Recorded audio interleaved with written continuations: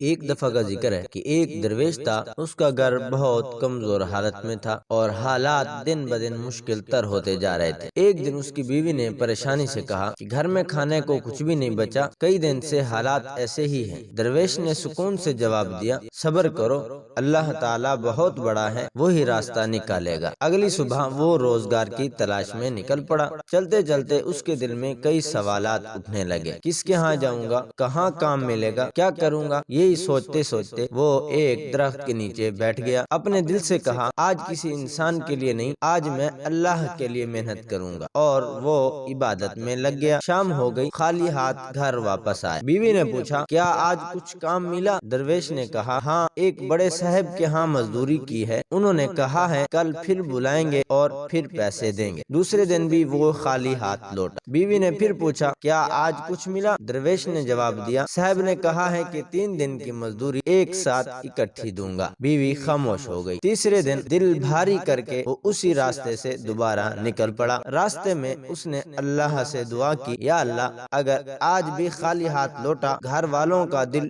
ٹوٹ جائے گا۔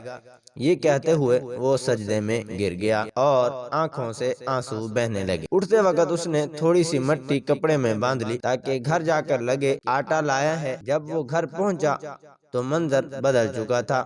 گھر کے باہر لوگ کھڑے تھے اور اندر خوشی کا ماحول تھا۔ بیوی خوش تھی اور گھر میں آٹا، چاول اور راشن رکھا ہوا تھا۔